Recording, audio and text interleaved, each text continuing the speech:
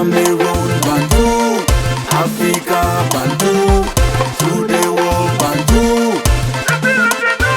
Salut les amis, bienvenue sur votre plateforme. Ici, c'est votre humble serviteur. Oui, Sa Majesté Sénateur Clétus. Bienvenue sur Bantou Media Group Sport. J'espère que vous allez bien. Les amis, en fait, Alex Siwe, c'est un frangin à moi. Du moins, je le connais un tout petit peu. Alex Siwe, c'est pas quelqu'un qu'on peut taxer de pro-éto primaire. Non. Alex Siwe dit des choses comme il les pense. Il a travaillé dans le milieu du football. Il était même à la Confédération africaine de football, dont Alex maîtrise son sujet. Alex trouve ça, il trouve malsain que les gens disent Eto'o c'est le problème du football camerounais. Il dit clairement que Samuel Eto'o fils ne peut pas être le problème du football camerounais. Il est plutôt la solution du football camerounais. Ceux qui aiment le football, qui veulent que le football marche correctement et bien, devaient le savoir. Toute révolution est difficile, les amis. Ce n'est pas comme si c'est la magie, ce n'est pas la magie. On gère avec les hommes qui ont été corrompus, les gens qui ont pris de l'argent, les gens qui sont en train de détourner l'argent. On gère avec cela. Et on n'a pas compris que dans la tête de ces gens-là, ils voient tout changement comme un problème pour eux et ils vont tout faire pour torpiller. C'est qu'on n'a rien compris. On dit ça ici tous les jours. J'ai pas entendu, je suis pas resté là à entendre Alex. Non, c'est pas ça. J'ai dit des choses ici clairement et simplement à tous ceux qui veulent m'entendre. Parce que je suis animé par quoi, les amis? Par la vérité, par la justice. C'est ça qui peut nous sauver, les amis. En fait, si vous êtes prêts, je vais vous suggérer d'écouter Alex Siwe. Écoutez Siwe attentivement. C'est une vidéo de 1 minute 30 secondes. Pour les raisons de droit d'auteur, je vais séparer. Donc, il y aura une transition de quelques secondes avant de jouer le reste. Donc, soyez patients, les amis.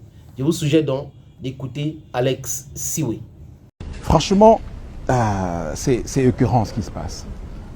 Commençons par être honnêtes, sortons des fantasmes.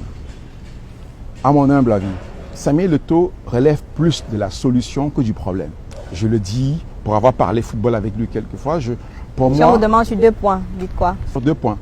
Il a une connaissance incroyablement fine du complexe médiatico-sportif qui gère le football mondial. Il a une connaissance très précise des problèmes et des enjeux du football camerounais. Et il a aussi derrière une vision qui, à mon sens, est capable au moins de permettre que notre football sorte de cette pétaudière. C'est pourquoi quand je vois des gens dire que Samuel, c'est le problème, je trouve ça très malhonnête. Cameroun, Bantou, Africa, Bantou. Nous savons tous depuis 1990 que notre football a été instrumentalisé, notre football a été politisé et du coup il est devenu un enjeu qui n'est plus une question simplement de jeu.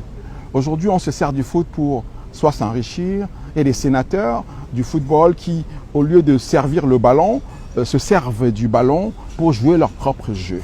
Et Samuel ne peut pas être le problème du football parce que il a lui-même été victime de ce système. Donc il ne peut pas être le problème. Donc il y a une exagération là que je trouve surréaliste. C'est une vérité catholique. Il y a des problèmes dans le football camerounais. Franchement, si quelqu'un dit le contraire, les amis, c'est que la personne est malhonnête intellectuellement. Et malhonnête tout court. Les problèmes ont commencé depuis très longtemps dans le football camerounais. Quand les politiciens ont décidé de s'immiscer dans le football. Voilà le véritable problème. Alex a dit depuis 98, c'est avant même 90, avant 90.